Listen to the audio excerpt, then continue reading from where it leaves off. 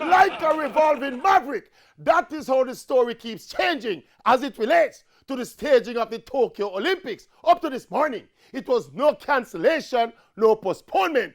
Wait and see. And within hours, it's no possible postponement until 2021. By tomorrow, it will go back to wait and see. And by Wednesday, it might move forward to 2023.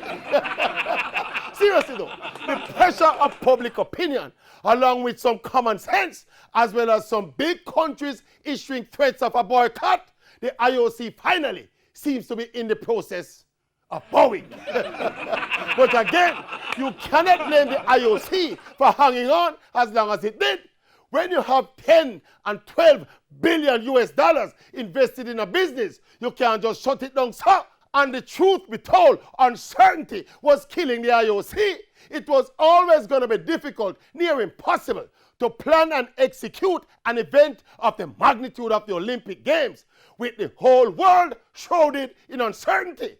Will the pandemic end in time? Will the virus disappear, or will it return? What about the athletes? Where and how are they going to prepare? What about the fans? Would it be safe for tens of thousands of fans to assemble in Tokyo?